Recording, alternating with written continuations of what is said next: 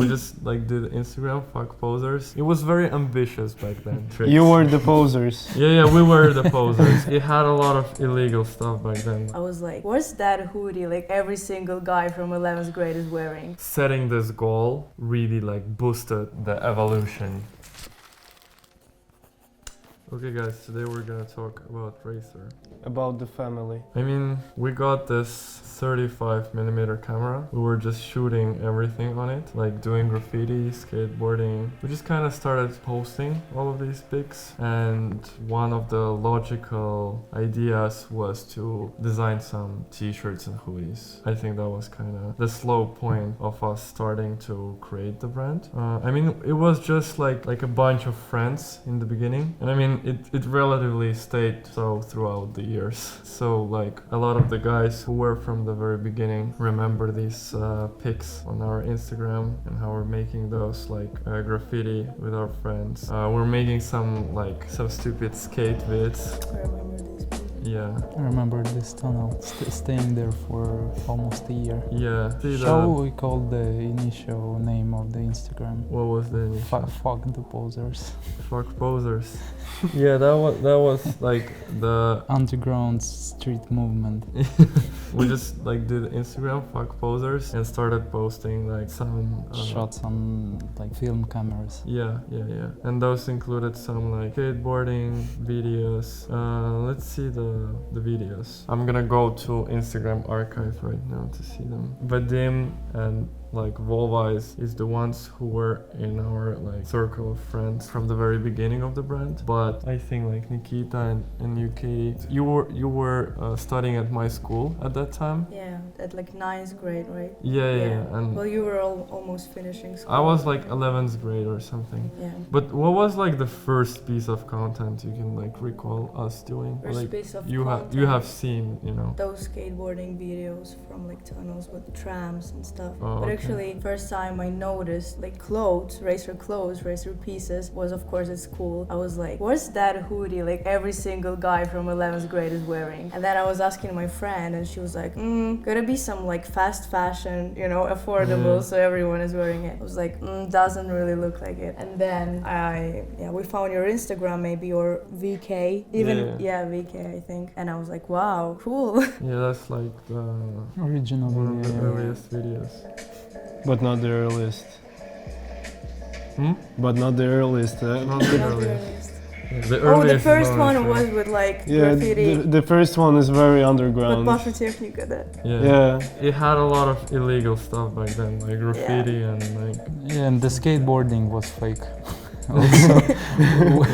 Like we really, I think it was mostly like Vadim skating in the videos, but we were all kind of like skateboarding, but we really like... We were rookies. Yeah, we couldn't really do any tricks. You were the posers. Yeah, we were the posers. Posers. Because we basically like... Yeah, it was kind of ironic because like we weren't like really doing graffiti that much or like skateboarding. We weren't like the true skaters. It was more like we wanted to get in a group with skaters. I don't know, and be like respected by like skaters, graffiti artists, by like our peers, by our school and everything. And like we weren't really good at skateboarding or graffiti. We were just good at showing people that we're doing skateboarding. Like that's specifically what we did. Yeah, this one of the videos that we did with one Finnish brand as a collab. This hoodie was my dream, and then Nikita gifted it to me for Christmas. That was my first racer hoodie. I got it from Nikita. Yeah, this collab hoodie. I was super happy, We slowly started doing like underground parties at like very like small places for like our friends and people around. We weren't really like a designer brand that much. We weren't trying to do like the craziest design. It was more like streetwear merch, and it was more about the subculture of it. But like we did this billboard on the street like with our logos and stuff. It was more about like the movement and being like in the epicenter of subculture. I would even say that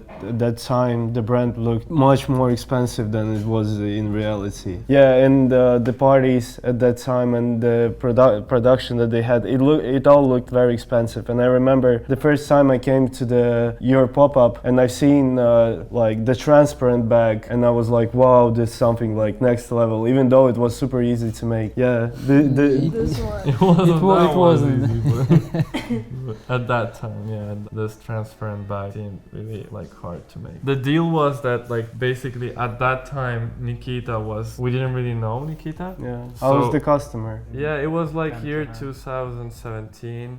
Yeah. At that time, we weren't really selling anything from the website. We were just selling like, through the messages. Yeah. People messaged us and I went somewhere to like meet up and sell something. School was the biggest market for the teenagers at that time. Yeah. While we were starting, we were just like 16, 17. 16. Yeah, like 16 when we started. And we weren't really even like that much knowledgeable about the design or about like fashion. We didn't really know much. I think our dream was more to like do some kind of like skateboarding like movement, or something like that, like more like subcultural. But as we started doing all of these videos, we kind of also began to like look into the fashion world, like research, like educate ourselves about it, and slowly started like coming out with already like some like cut and sewn pieces that we tried to do ourselves. At the early stages, we would go to like a fabric store and like buy a roll of belt and just Print it out. print on it and then sew it together, like sew a buckle on it that we would also buy from a fabric store, and Yes, like some and sell pieces, it, some pieces were bought from the like workwear construction stores.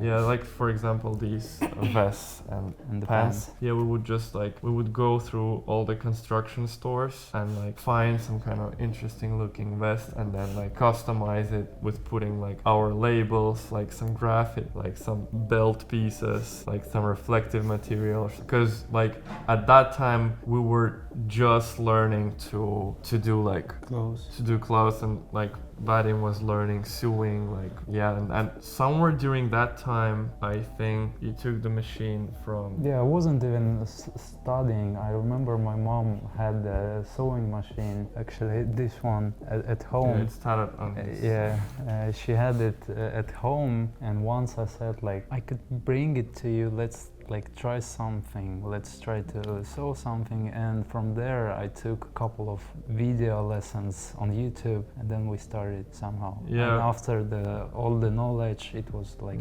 Vadim just brought it to my house. yeah, I was driving. remember I was these driving times. with it in a bus, 20 minutes to the city center. Yeah, that's the photo. Yeah.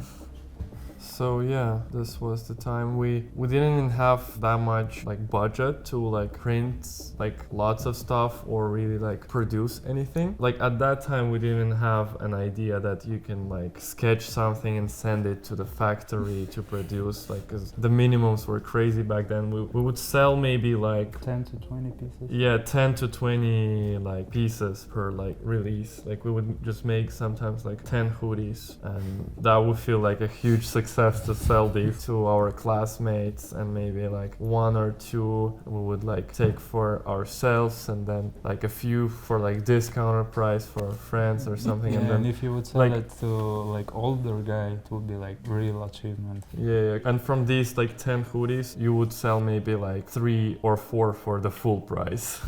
Most of them would go like to your friends and something like supporting. But yeah, like at that time we figured out that the only way we could move on from doing just t-shirts and hoodies on blanks, the only way to do more stuff was for us to like get our own like branded labels and like belts and some like little accessories. And we kind of like, for example, like we bought these waist packs, waist packs, and then we just changed the like original belt that came with it for like our own belt, and printed on it and changed the tag and and then that was like our product. Yeah, like people were enjoying it because at that time, like it wasn't about the design that much as it is right now. It was more about like belonging to a certain group. Like people saw our like skate videos or our ads or little parties that we did, and they wanted to like belong to that like subculture in a sense that we created. But we slowly started experimenting with like more and more interesting pieces. Yeah, some of them are like pretty weird. It became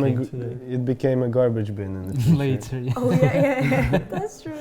And the first job that I had a racer, Misha gave me this bag with a bunch of posters for one of, I think it was the Force party or something. It was the Racer Bash. Probably like the biggest racer party, but also the biggest failure. And I had to hang the posters around the town. Yeah. It was my very first job in racer. After some time like of doing this, we did like a few collections. We even did like few little collabs. We were still studying at school back then, but it was kind of already like we started gathering like too much at my home. We needed like a place to store all of the stuff that we were making. Like at that point, I remember it was like the biggest dream for all of us to have like our own studio. That felt like really big, like to have some kind of place where we could like put like the sewing machines, put our stuff, like our clothing on like racks and display it, put the mood boards up, or like some kind of whiteboard with like a text on it, like our plans or something. And yeah, we were like looking for some time because like we didn't have a lot of budget as well. Budget, but at this point we did maybe like 8 drop of different stuff. The very first investment that we did was like 200 euro into like 10 t-shirts or something, and just from that we gradually like were selling like more and more and more, and like we never ever spent like any of this money on anything else, just like reinvesting until we had enough, but like to potentially like start making like already more like common drops. And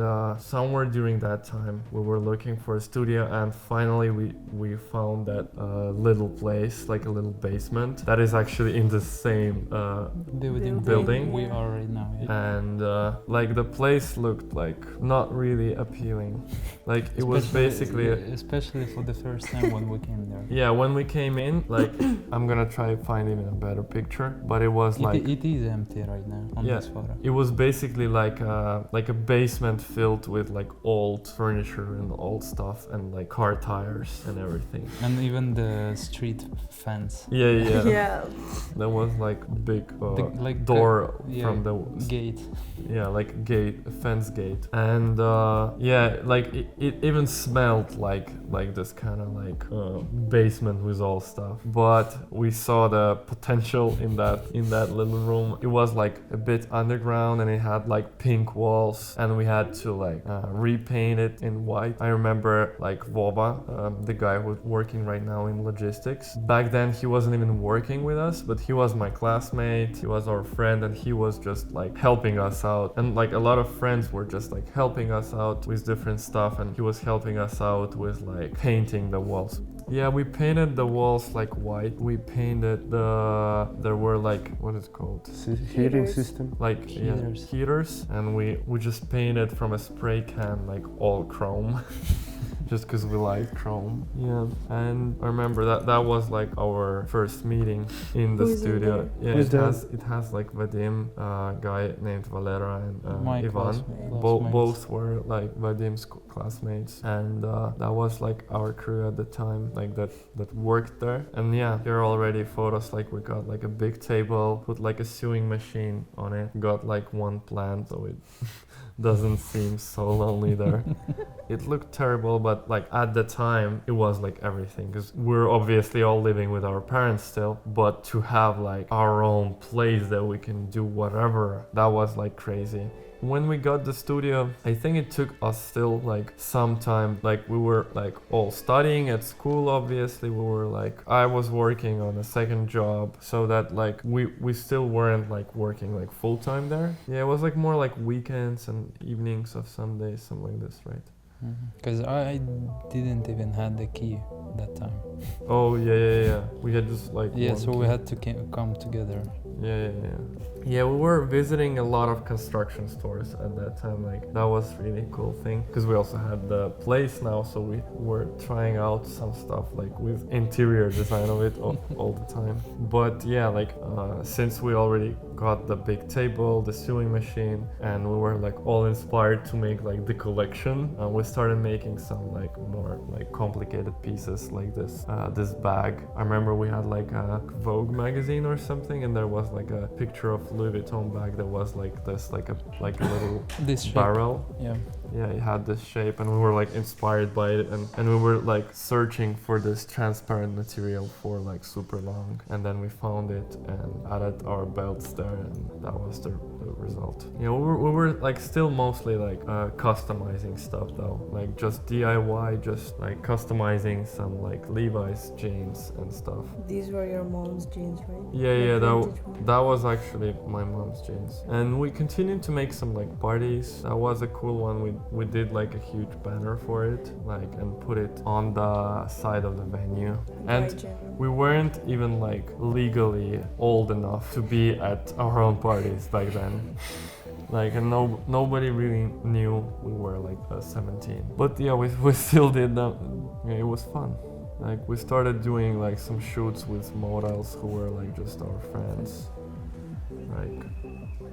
Like Vadim was learning sewing mostly. I was learning a lot of Photoshop and Illustrator for like graphics and editing of the photos and videos. Like we did everything like ourselves. Our website too. It would be interesting if we could see like the photos of our old website somewhere.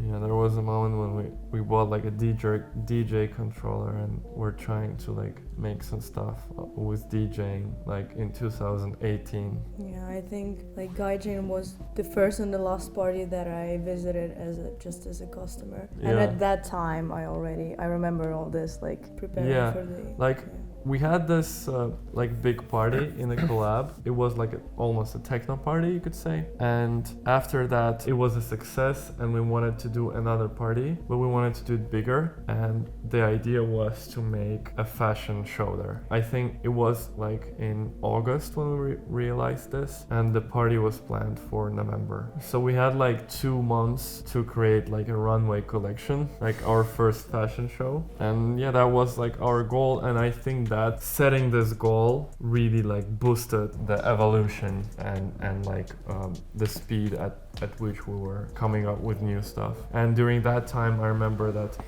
we were kind of like working with Vadim, and then we had friend Matvei, who is still working with us, that came like and started working with us, but he wasn't like a permanent member back then. Part-time. Yeah, he was just like helping out here and there with like sewing and stuff. And then we were like considering like having an assistant. Like back then, like none of us really like earned anything. We didn't have like a salary, or we weren't spending anything. Everyone was up to invest the money into the brand. Like not to get a salary, but to invest money into the brand and... Not money, I guess time. Time and money. Yeah, effort. Yeah, nobody had money to invest in the brand. So it basically like everyone kind of did it for interest. So we considered having like an assistant to make our collection, because it was basically like a crazy goal to like create a collection, like sew ourselves on like one sewing machine to sew a collection in like 2 months. Yeah. So then Katie came along, right? What was your first impression? First meeting was awful.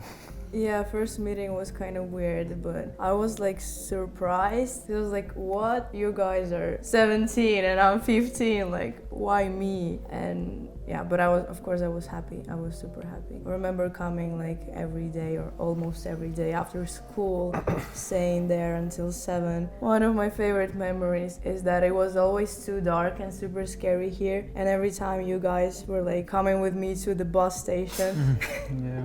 Yeah, we got like a little team that we were working together with, and so we slowly started like gathering the collection. We also like got some like like other people like to help us. Even the whole like modeling crew that we had on Runaway. I'm not even sure. 80% were our friends. Yeah, 80% was our friends, but we maybe gave like one t-shirt to everyone at the end. But we didn't even say like before that like somebody would get anything from it, because we weren't really making anything from the brand back then. But yeah, I think we came up with like 16 looks. 16 looks, yeah. Yeah, like 16 looks, and it all was. Yeah, we got a lot of photos already from that period. And like last day before the show, some people like Vadim and Matvei, last 2 days we were sleeping. Sleeping at the studio, basically. Like I still think that it was kind of unnecessary to sleep in, but at that time it seemed very logical.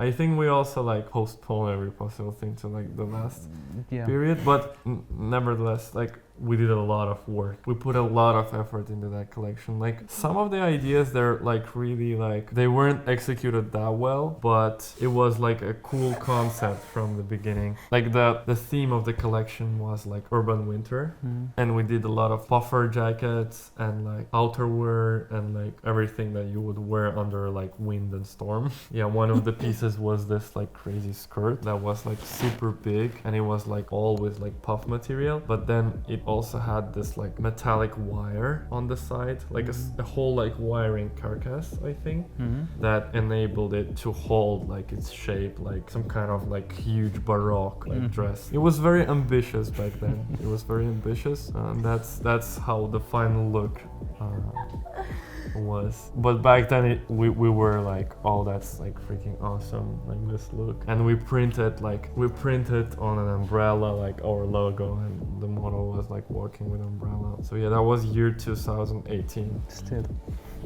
Yeah, that's the photos of the venue. Yeah, that's the day. All models lined up. 10th November. Yeah, we still haven't made like another show since. Which is funny. We made like a vest from transparent material that had like the puff filling in it. That was crazy. Like, is it still somewhere here? No. No? Yeah, most of these pieces got nothing utilized. left. Utilized.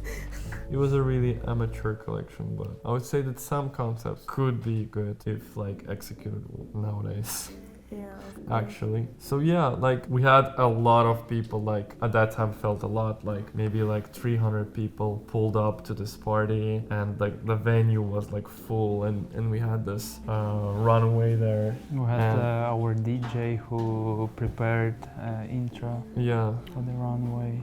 Yeah, after that, and one of the like important moments I think was that we also like most of the pieces we made like custom made, just like Vadim and Matvei, they sewed it on the sewing machines, just buying like fabrics from the like usual fabric store. Yeah.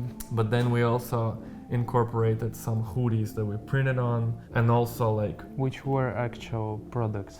Yeah, the one like later, the ones that we were actually selling. So this runaway was kind of like a fresh start for us to also like advertise like a little collection of like ready-to-wear items, and one of them was the puffer jacket. Yeah. And I think that was like very important, because I think this puffer jacket, it became like a pretty popular item at that time, because I think it was basically a black puffer jacket with a couple like prints on it. One print, like, one embroidery. Yeah, like a reflective print. And basically it still was like a very good price for like a jacket. I think it was 60 euros. Yeah, like 70 or something euros. And like at that time it was like really cheap. And it became like this item that, you know, people would wear in the winter, and you would just like see it everywhere, because people tend to wear puffer jackets like every day, and you also like see them, you know, on the street. And it kind of like became like a little viral thing in the city. Like everyone started wearing them. We also started shipping some to like our neighboring countries, to like Finland, Russia, like Latvia. Like people started ordering from there.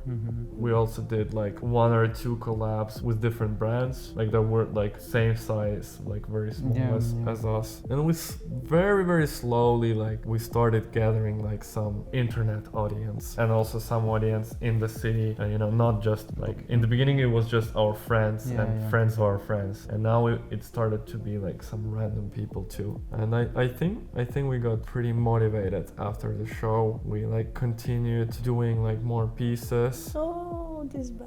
Yeah, and then I remember we had an idea to create like a whole the bag collection. Yeah, a little line with like leather, which was like just vegan leather from like a fabric store again. We just basically bought like few pieces of leather. We pulled up to the printing house with it, printed like our logos just randomly on a piece of paper, leather, and then just started cutting out pieces of leather and sewing it together into like bags. That's like one example. Yeah, I remember like back in days like chest rigs were really popular. Yeah, and we did that one, and it was kind of started like after that collection, and this like a screenshot of our website at that time. We started doing like some more like custom pieces and like made to order, and also like a bit more expensive ones. Like this chest rig was priced at like 100 euros, which felt like ridiculously expensive at that time. We were like, oh, almost nobody's gonna buy them, and it was like maybe like just a few people bought them like throughout history. But then I remember another breakthrough was like this the picture of another bag. I'll show you more. This one was ordered more, I guess. Yeah, not even the chest this rigs. one too. Yeah, we sold a couple of them. But it was like, you know, still like barely to make up for what time it costs to make it. And then should we tell that Lil Zan was wearing the chest yeah, rig? that was the story but maybe you wanna tell about it. I don't even know much about it actually. I remember the concert, and I remember that he was wearing the chest rig, and we were like super happy about it, but I don't even know the story behind it. Like, how did you even get in? Yeah, I think it's that like first like a few rappers and guys from Finland came to do like a show in Tallinn, and we contacted them, and they pulled up, and it was like Baka Babyface bags, like Kledos, Teo Fuego, and back at the time these guys already had like a career in music, and they knew that what they were doing. Yeah. And they felt like a really big group from Finland. And fast forward now, they're like really good friends to us. Like our friendship lasts already for like 4 years or more. And like we did a couple of collabs with them. We're like always visiting each other. But we linked up with them first, and then I remember Lil Xan was having a show in Estonia in our city, and Baka called me like at night and said like, oh, Lil Xan's DJ, like you wanna link up? And I like at night, like at 1 a.m. I like woke up in my parents' house. I took a taxi and drove to like our studio to pick up like all the best stuff, and like drove to their tour bus at night, and we had like a little chat, and next day he pulled up to the show like wearing our chest rig. I think the photo gotta be somewhere here. Yeah, we have a lot. Yeah, and we made like tons of photos and everything. And the thing with that, it was that like back in days, like Lil Xan was like pretty big name like back then. He was just like on the peak of the hype, but it was like a rare thing for Estonia to have like a bigger American artist to do a show. And for all the local people, it felt like really big that we made it to like his like outfit. Yeah. And we posted it to our like main Instagram, and it was like a big moment of hype for us. Yeah, like we started making more stuff after we did some collabs with like some artists from Estonia. Jüri, we're actually talking about how we've shot our first music video for local rappers in Estonia for Marks and Kriterik Tibulina. Could you come and talk about that? Yeah, sure. I'm gonna ask you. Thank you guys for watching. Hope you enjoyed this documentary/podcast type video. This is just the first part. There will be a second part coming out soon. So make sure to subscribe, leave a like and a comment as well. We read all of the comments and they motivate us a lot. So thank you. Thank you for watching.